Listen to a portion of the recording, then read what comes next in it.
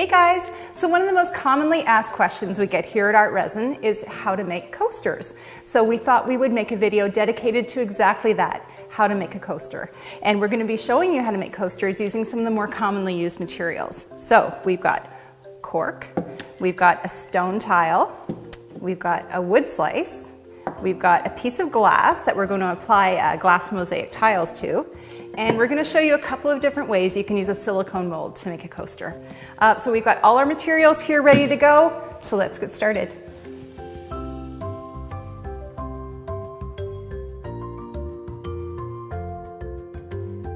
Okay, so we're here with Tracy, and she's going to show us how to make a glass mosaic coaster. So Tracy, how are we going to do it? Well, what I found here is this perfect piece of glass that is coaster size. There's two different ways that you can make a coaster. You can use art resin as a grout, and it basically glues the shard pieces onto it, or you can actually glue down the shard pieces and pour the art resin over top to give it a nice high gloss shiny finish. For this piece, I'm going to use art resin as the grout, taking my shard glasses and creating a nice design and letting it cure overnight. So I have already pre-measured my resin and my hardener by volume. Then I'm just going to mix one into the other, stir for 3 minutes, and then I'm going to pour it onto my glass plate, just doming it, which means I'm not going to let it go over the sides, just to give it that nice glue for my glass shards. So the first step is to pour one into the other. So we just need a tiny amount, so we're just using these little shot glasses. And art resin is nice because it's a 1-to-1 ratio by volume, so you can just eyeball it using these little glasses here. I'm going to stir it for 3 full minutes just to make sure that the art resin is well mixed. Scraping the sides, scraping the bottom. So do you know why it's important to scrape the bottoms and the sides? Well, if you don't scrape the bottoms and sides when you're mixing, you could end up with unmixed resin and hardener stuck to the sides. And then when you pour it out, you'll end up with sticky spots in your resin. Exactly. So now that my resin and hardener are well mixed, I'm going to pour some onto my glass. So I'm going to pour just a little bit because I don't want it running over the edges. And you can see the resin is so nice and thick that it's just sitting exactly where you're placing it. Yeah, and as I'm spreading it out, it's going to self-level itself out as well, so you're not going to have any of these bare spots. Yeah, you can see it happening already. Okay. Now you do see from mixing that you created some bubbles, so I'm just going to use the torch to get those bubbles out. Now you have to be careful because the torch is going to thin the resin and you don't want it to still run over the edge. So all you're going to do is just get rid of the bubbles and be done. You can see how efficiently the torch gets rid of those bubbles. It's the only tool that we use here at the studio, right? Oh, absolutely. It works amazing. So now the fun part, we get to put the tiles on. So Tracy, do you have an idea of what design you have? I do. Actually, I just picked, I'm going to do just I'm going to put some sunshine on my coaster. So I just picked some yellows and some oranges, and I'm just going to do a very, very simple design. Perfect. Okay, so let's get started. So because we're not bringing the resin right over the sides, there's no need to prop it up, right? On a stand, normally if you were going to let the resin drip over the sides, we'd prop it up on something. Absolutely, right? and that's the reason why, otherwise you're going to have your piece right stuck to your table. Yeah. Okay. And art resin has an approximate 45-minute work time, so you have lots of time to just move around your pieces. If you don't like where it's going, you can just move it around to somewhere else. So we're using a piece of mirror, but you could use this same process equally well on a piece of metal or on just a piece of glass, right? Absolutely, same thing, same process. So you don't have to use glass shards, right? You could use rocks, or you could use like beer caps or anything that you want to Absolutely, put you into can the use resin. anything that you have just even laying around. Okay, that's it. It looks perfect. So what's next, Tracy? I'm going to cover it to protect it from dust while it's curing, just to make sure there's no dust that falls into the piece. Tomorrow it will be cured hard to the touch, and in 72 hours it's going to be a full cure. Perfect. That's awesome. Thanks, Tracy. Thanks, Joanne. So I've got Tracy's mosaic tile coaster here. Now Tracy must have been so inspired by her sunshine design that she took off and went to Maui this week. So I'm revealing her coaster. It looks amazing. She did a fantastic job. And a lot of people wonder, because it is tile and it does have the texture, can you use it as a coaster? Sure can. So here's a quick tip about warming your resin in a water bath. Now, if you've watched any of our videos before, you know that we recommend giving your resin a water bath if, for example, the temperature is cold outside or your resin is cold. Cold resin may have a thicker consistency, it may have micro bubbles. So if that's the case, then a water bath can help to bring it up to temperature and restore that beautiful art resin consistency. Now, one of the added advantages of warming up your resin is that it greatly reduces the number of bubbles in your resin. So that can be a huge advantage when you're pouring into a silicone mold. Now, you know that we always recommend pouring layers of 1/8 of an inch, and if you pour any thicker than that, the bubbles don't have a chance to rise to the top to get torched out. So if you're pouring a thicker layer of warmed resin into your silicone mold, you'll see that you'll have far less bubbles to start with. So next time you're pouring into a silicone mold, try warming your resin first and see if you can notice the difference. Okay, so we're here with Tara, and Tara's going to show us how to embed objects in silicone molds to make coasters. So we've got some rocks here, we've got some pebbles, and we're going to show you a couple of different techniques. So should we get started? We should. Awesome. All right, so we have equal parts of resin and hardener. And I think we warmed it up before in a warm water bath to try and minimize some of those bubbles. And then we're going to go ahead and mix them together. Then we're going to take our mixing stick and go ahead and mix it. And we're going to mix slowly. For 3 minutes, yeah. And it's important to mix slowly because the faster you mix the resin, the more air you're going to incorporate, which means more bubbles. So especially when you're pouring into a mold, you definitely don't want bubbles. So we want to make sure that the bottom and the sides are scraped properly so every little bit of resin and hardener gets mixed in so it cures properly. All right, I think that is all mixed together. Awesome, so now we're ready to pour. So I'm just gonna give you some gloves. So we're gonna make 3 coasters today. And we're gonna pour a little bit in each one. Yeah. Now we are pouring, again, thicker than our usual 1/8 of an inch, but because we've warmed the resin up, that allows us to pour thicker than the usual 1/8 of an inch. Good. So what are we gonna start with first? I think we'll start with the more natural looking rocks. Awesome. Okay, so I'm just gonna go ahead and take a handful. These are so pretty. They're like those river pebbles, right? Yes, definitely. You can get them at any craft store. I'm just gonna go ahead and drop them in. Slowly, one at a time, maybe. Yeah, so pretty. And there's not really any like right or wrong to how you place them. Just keep in mind though, they are sinking to the bottom because they're rocks and they're heavy. But in fact, when this is cured and we pop it out, the bottom is gonna be the top, right? So just keep that in mind. That looks great. Okay, and what's next? Next we'll go with the purple rocks. They're a little bit smaller. Like little pebbles, I guess, right? Yeah. Yeah, definitely. And we are using stones and pebbles, but you can use like a variety of objects, right? You can use anything you got. Beads or beer caps. A lot of people use beer caps. Whatever you think. I'm gonna take some turquoise. So it's gonna take about 24 hours for these to cure. And you can pop them out in the mold as soon as they're dry to the touch. The earlier you pop them out, the easier it is to release them. There we go, I think that looks good. Awesome. So now for the third one, we just want to show you a little bit of a different technique when you're embedding.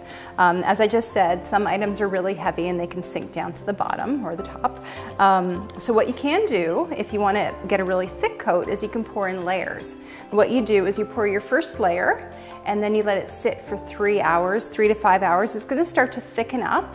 And once it's thick, you can then go ahead and add your next layer of rocks or stones or whatever you're embedding, and then pour your next layer of resin on. And because the thickened resin will be sticky at that point, then the 2 layers are going to bond together. So there's no need to sand or anything like that. So that's a really handy tip if you want to get a thick coat, to pour in layers. Perfect. Okay, so I'm just going to go ahead and take some of the turquoise on and put them in the bottom. There we go. I think that's good. Awesome. So then we're going to wait about 3 hours or so. We're going to come back, add some more rocks, pour another resin layer. Sounds good. And we'll be able to see the difference tomorrow. Okay, so we're just going to give it a quick torch. We really don't need much. There are hardly any bubbles here because we use the warm resin. And that is it. So we'll come back in a few hours. Yes. Okay, so it's been 3 hours. Our resin has thickened up and we're ready for our second layer. Perfect. So we're gonna take some purple rocks this time and just sprinkle a few of them right there around, just so we can see the difference. There we go. Awesome. I think that looks great. Yeah, perfect. And we've got our resin already mixed up and ready to go. Yes, so we'll just pour our next layer on. And really, it doesn't matter. You can put the resin first and then the stones, or as we did, the stones first and then the resin. It doesn't really matter. That's good. Okay, last step is just a torch. And that's it. So we'll just wait 24 hours and we'll show you what they look like tomorrow. Thanks, Tara. Thank you, Joanne. So it's been 24 hours and Tara and I are here to reveal our coasters. All right, let's take a look. Yes. All right, let's start with the rocks. Oh, look at that. Awesome. Oh, I love it. Oh, me too. That's fantastic. It looks so good. So you can see, even though the rocks did sink to the bottom, they're big enough, right, that there's not too much empty space up here at the top. It looks really good. Yeah, it does. Very nice. All right, let's take a look at the next one. So next we have our little pebbles. And if you remember, we only did one layer of these pebbles. Yeah, it looks great too. Looks fantastic. But you can see the pebbles sunk down to the bottom, so there's quite a gap there. And then for our last one, we did 2 layers to avoid having that gap, right? So let's compare and see how that looks. Look at that. Yeah, awesome. It looks a lot fuller compared to this one, which has that kind of empty space at the top here. So 2 different options to do coasters, either doing it in layers or doing it in one shot like this. Great, thanks so much, Tara. Thanks, Jen. So just a quick side note, when you're working with silicone molds and resin, one of the reasons why silicone molds work so perfectly with resin is the resin doesn't stick to silicone. So usually when you're unmolding, they'll just pop right out of the mold, but sometimes as the mold is getting older and getting used more often, it starts to break down. So there are a few suggestions to make unmolding a little bit easier and prevent the resin from sticking. One is to pop the mold in the freezer after the 24-hour mark and let it get really cold, and that can help release the resin. Another one is the opposite, to put it in a hot water bath, and that kind of softens the resin up and makes it a little easier and releases it from the side of the mold. Sometimes the molds just eventually will break down and need to be replaced, so just something to be aware of when you're working with silicone molds and resin. So I'm here with Jasmine, and we're going to show you how to make coasters using silicone molds and alcohol ink. So silicone molds, you can get them in so many different shapes and sizes, but the thing to remember is it's best to look for a mold that has a glossy interior. A glossy interior is going to give you a glossy finish on your resin. Now, if you have a mold that you love and it's got a matte finish on the inside, don't worry, we're going to show you a little trick to get that matte finish back up to the art resin glossy finish we all know and love. Okay, Jasmine, let's get started. Okay, so you're going to take your equal parts resin and hardener, as always, and mix them together. So for this project, we're going to pour the resin a little bit thicker. So we want to make sure that we're stirring it nice and smoothly so we're not folding a lot of air into it, and so we don't get as many bubbles. Perfect. All right, so we're going to put a nice bit into each mold. Right, so normally we tell you don't pour thicker than 1/8 of an inch when pouring resin, because bubbles will get trapped in the resin and won't have a chance to rise up to the surface. Now we're going to kind of bend the rules a little bit pouring into a mold, and this is when using warmed resin really comes in handy. A warm water bath will thin out the resin, there will be way less bubbles, and that actually enables you to pour a thicker layer. Right? That's right. And now for the fun part, we're going to put in our alcohol ink. So Jasmine, do you have a certain color scheme in mind or a plan? Yeah, well, you can really be creative in this part, but I think I'm going to be using some blue, some green, and some white for this one. All right, and we can get started. I'm going to start with white. You want to make sure that you pick an opaque color like white for your Petri dishes so that the design really shows up when you flip it over. Perfect. So you can be really creative here, right? Absolutely. You can put in a lot or a little. I'm just going to put in a little bit so that we can really see how the resin acts with the ink. Perfect. So we're using alcohol ink. Do you think you could get the same effect using a different kind of ink, like acrylic ink or? No, I don't think you get the same effect with that because the alcohol in this kind of ink actually denatures the resin as it goes down, so that's how you get the cool effects from it. Oh, right. You get those cool like tentacles. Yeah, that's right. That wouldn't happen with acrylic ink. Okay. Perfect. Perfect. All right, I'm looking at this and I think it could really use a little bit of yellow, and you know, that's half the fun about this, is really getting to like experiment as we go along. Absolutely. This one has a lot of negative space, but I find that's really nice for really seeing the patterns. Ooh, that's pretty. Yeah, it looks good. It's so magical watching the ink as it really descends is. into the resin, right? It makes the coolest patterns. And you never know what it's gonna do. Yeah. All right, I think that looks pretty good, so I'm gonna call this one finished. Yeah, it looks awesome. So let's move on to the next one. Yeah, absolutely. Here, I'm gonna take some purple and some pink for this one, and we're gonna do something a little bit different, and I have this old white bottle, which just has a little bit of white ink in the bottom. So I'm gonna open it up, and we're gonna actually mix the inks together before we put them in this time. That's a great idea. Yeah, and I think I'm just gonna use maybe a drop or two. If you don't have an old white bottle, of course, you can really put it in anything that you think you can squeeze the ink out of later. Put the cap back on and shake it up, and then we'll really have a nice light pink. Okay, so we can start with this. Now that we've mixed this white into the pink, it actually becomes an opaque color, so we can use it as our base. Awesome. That's such a good point, Jasmine. You can like totally mix your own custom colors, right? Yeah, it makes it really fun. It makes it your own, right? Yeah. The white seems to like drive the ink down, doesn't it? Creating those kind of little, those feelers, right? Absolutely. Yeah. All right, now I'm just gonna add some of our regular pink. And, you know, just like the other one, put it wherever your heart wants to put it. Yeah, there's like no right or wrong in this, is there? No, absolutely. It's all about, you know, experimenting with these. And you never really know what it's gonna look like when you turn it over the next day. And I think this one deserves some gold. Yes, pink and gold. It's a really nice combo. And so you said the gold is also an opaque, right? Yeah, so this is also an opaque, so you will see it kind of like shoot down with all the other colors. So it's gonna look great. All right, so this one has a little bit less negative space, but I still think we're gonna look fabulous. Yeah, it looks awesome. Okay, so let's move on to coaster number 3. Absolutely. So for this one, I'm gonna show you how you can kind of move the resin around with a stir stick and kind of put in some movement if you'd like. Oh, cool. So it's kind of like a marbling kind of idea. Yeah, a bit. Yeah. And then I think I'm just gonna do some yellow and some orange and pink. See how that turns out. It's so cool. I can see the ink dropping on the first one that we did already. I know, it's pretty amazing. So it's really neat. There's just a lot of movement in these pieces, which is what I really like about them. Yes, yeah.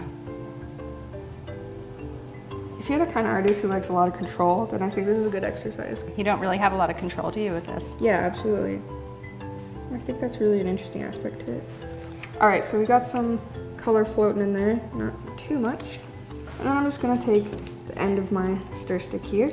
You can really just gently pull it around so that you kind of get like mixing. Really drag it around however you like. I love how this looks. And you can poke some down if you like. Yeah, right. You know, use a little bit of pressure and then it'll go in, or you can just drag it around on top. Super cool. It's really nice for, you know, really mixing the colors together. Yeah. So we often get asked here at Art Resin when you can demold your resin from the silicone mold. So Art Resin is dry to the touch at the 24-hour mark. You can certainly remove it before the 24-hour mark. As soon as it's dry to the touch, it depends on how warm your room is. It might dry a little faster. But definitely remove it before the 24-hour mark. Before the resin's fully cured, well, it's still pretty flexible and it'll be a lot easier to unmold. Yeah, I find I don't rip as many molds that way. Yeah, and that's a point too. Silicone molds, they will all eventually break down. So you want to get a good quality mold. It'll last longer, but they all will eventually break down and need replacing. You want to try the next one? I was hoping you'd ask. All right, I got a pair of gloves here. So I think I'm going to do pink and gold and white.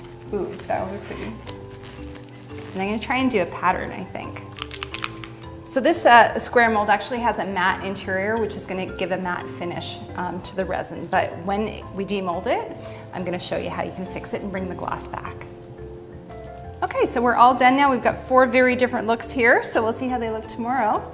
Now, normally at this stage, when you're done working with resin, the next step would be to torch it, but we're not going to do that with alcohol ink, right?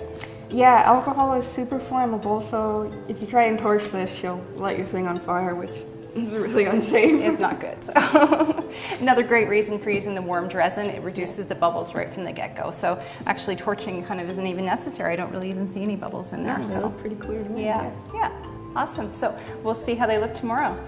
Thanks, Jasmine. Yeah, thanks. So we're back for the big reveal. Jasmine, you want to Yeah, absolutely. I'm unmold these excited. guys? So they've been sitting in the molds for less than 24 hours. Oh, that's so That pretty. turned out really well. Yeah, that looks amazing.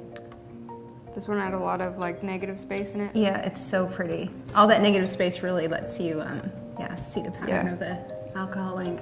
I actually really like this one. Yeah, beautiful. All right, let's see how the next one turned out. That one looks so cool too. Yeah, it does. I love all those variations of pink. It's beautiful. Yeah, Yeah. it mixed up really well. Yeah, nicely done. Yeah, I just really like how this one turned out. Now, this has been less than 24 hours since we poured this yesterday, right?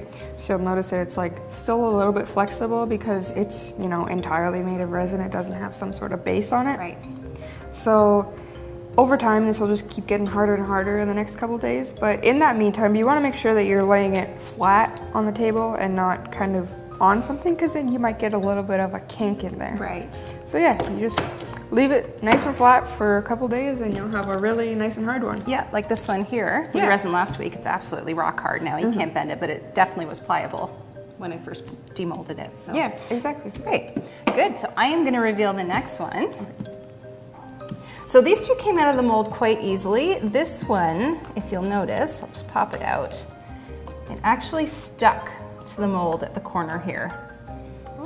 See? And I think one of the reasons why is that it was filled up quite high, almost to the top, and the edge of it was right on this kind of weak spot, right at the neck or the collar, you know, at the seam here, which is a bit weak and it ripped. So, I mean, this can happen even on the best quality molds. Eventually all silicone molds will break down, as I told you. So if this does happen, it's unfortunate for the mold, but you can just sand off these little bits of residue here, right? And then you'll never know. You can sand it off and then just use a little bit of resin to touch it up to bring the gloss back. But yeah, this one looks amazing too. I love your marbling technique here. It looks so good. Yeah, that turned out really well, actually. Yeah.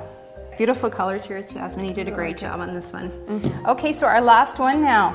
So this one, you remember, was in a matte mold. So, that's cool. But you can see it's got a frosted finish on it from the matte, right? It's not as glossy as these ones that were in the mold with glossy interior. So I told you when I poured it that I was going to show you a little trick to bring the gloss back. Okay, so I'm just going to get my gloves on. So you want to mix up a very small amount of art resin. And remember, there's no minimum amount required when you're mixing art resin. As long as you stick to the 1-to-1 ratio, you can mix up a minute amount, which is awesome. So we just got a little shot glass here with a tiny amount. You want a disposable foam brush. These work amazingly well. You can use your gloved hand too, but I prefer the brush because it's a little neater. And here's my little stand. Okay, so what we're gonna do is just brush on a really, really thin coat, and immediately you can see how the cloudy turns clear. So it is one extra step, but you know what? If you have a favorite mold at home that's matte and you want to use it, this is an excellent way to make it work. That's it, so we'll just let that dry overnight and it'll be perfect. That's really cool. Look Yeah. how much you can see inside of it now. Yeah, exactly. Awesome. Well, you did an amazing job, Jasmine. Thank you so much for coming on to show us how to make coasters using silicone molds and alcohol ink. Yeah, They thanks. turned out fantastic. Yeah, it was really fun. Thanks for having me. Yeah, you're welcome. Hey guys, a quick side note about taping off the bottom of your piece. Now, taping off the bottom of any piece, whether it's a coaster or a piece of artwork, is a really important thing to do. It makes life so much easier because of drips. As the resin spills over the side, it'll catch on the bottom of your piece. And if you don't have tape, you're gonna have to sand off those drips after they cured, which is a whole lot of extra work.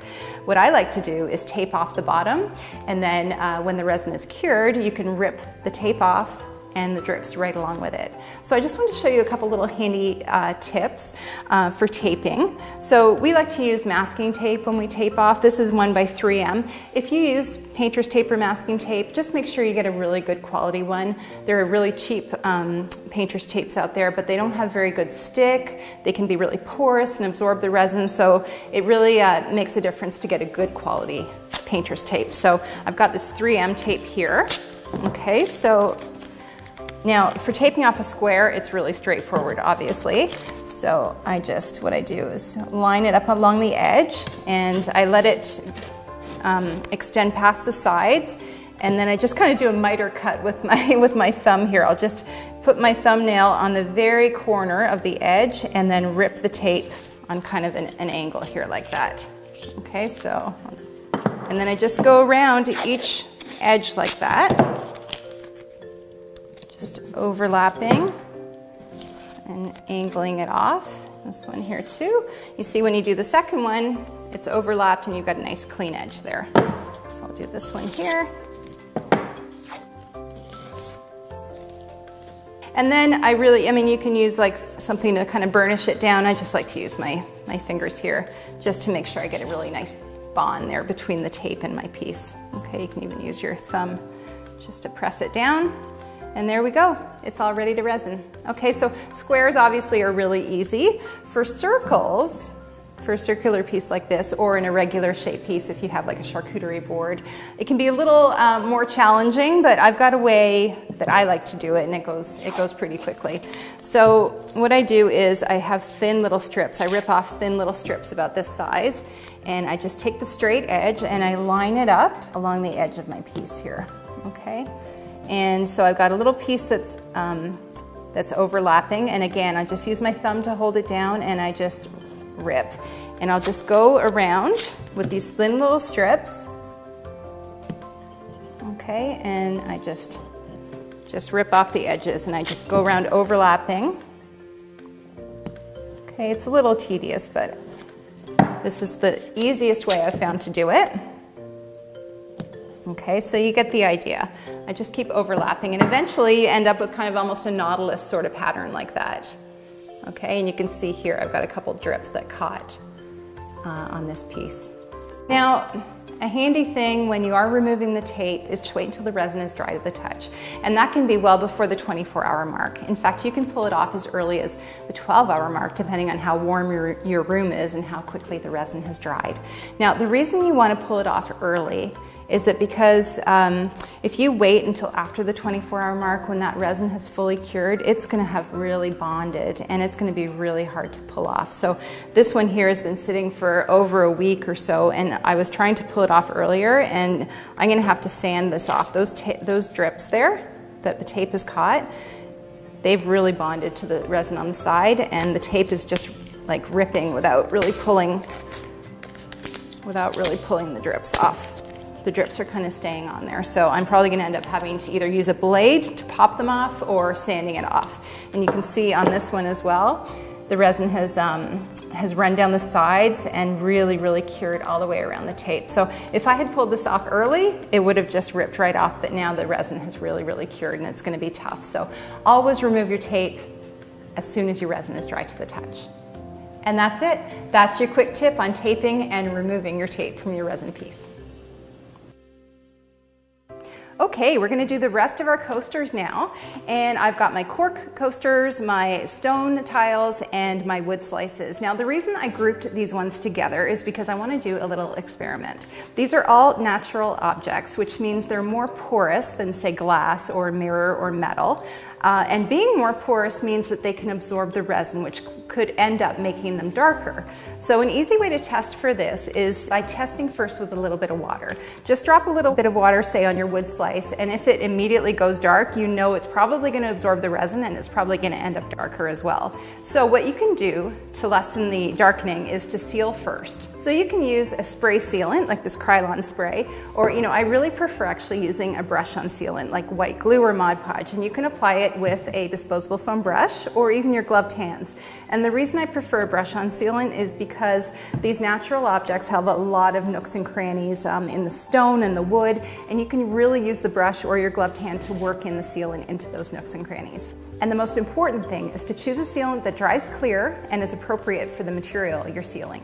So earlier today, I sealed some of these coasters. I used a brush-on sealant for the wood, and I left this one unsealed.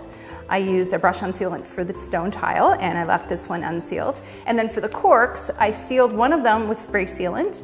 I sealed this one here with a brush-on sealant, and I left this one unsealed. So we're going to compare and see which one works best. Okay, so let's start with the cork. So I've got all of my tools here ready to go. I've got my dust cover, I have my torch, I've got a toothpick for getting little bits of dust out, I've got a spreader for doming, and most importantly, I've got my art resin. Equal amounts of resin and hardener, stirred for 3 minutes, and I scraped the bottoms and the sides as I stirred. Okay, so I'm ready to pour. So first, I'm pouring onto the piece of cork that has the brush-on sealant. As I said, I'm not gonna let it run over the sides, I'm just gonna do a little doming technique here with this little spatula. These are so handy. You can use a little plastic takeout knife too. Okay, and there's no special skill involved in doming. All you need is a steady hand and just work slowly. Okay, so we're just gonna nudge the resin right up to the edge without letting it go over. Art resin has a beautiful thick consistency, and it lets you just put it exactly where you want it to go and it won't move.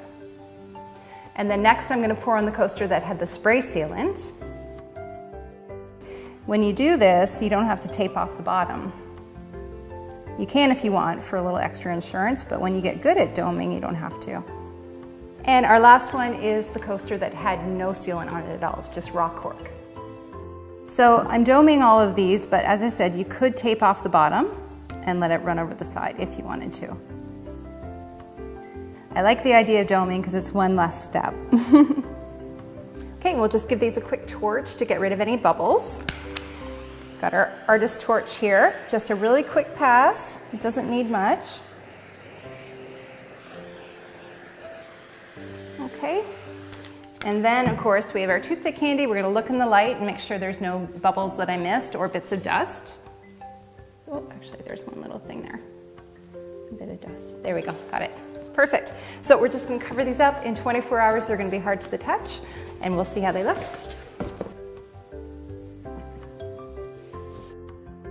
Okay, so now we've got our stone tiles. Okay, so remember this one I sealed with the brush-on sealant. This one has no sealant at all. It's totally raw, so we'll see if it makes a difference with the resin. So I'm pouring on the coaster that has the sealant here. And then I'm just going to actually let it go over the sides on this one. It's a little bit harder to dome on sort of an uneven surface like this. I've taped off the bottom with painter's tape. Okay, and I'm just actually going to use my gloved hand just to run the resin along the edges. You can even dip your finger in the resin and then just run it along the edge here. And next, we'll do our coaster that has no sealant on it. This is raw stone. Okay, so when it cures, we'll see if there's any difference in the color. And again, I'm gonna let this one run over the edges. So taping the bottom is really handy. It's gonna catch all the drips. And then the next day, when the resin's dry to the touch, you can just rip the tape off and rip all the drips off along with it. Okay, so now I've poured. I'm just going to use my torch to get rid of any bubbles. Okay, so again, just a light pass with the torch.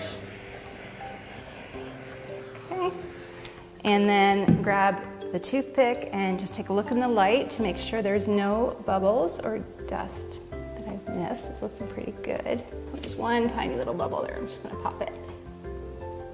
There we go. Perfect.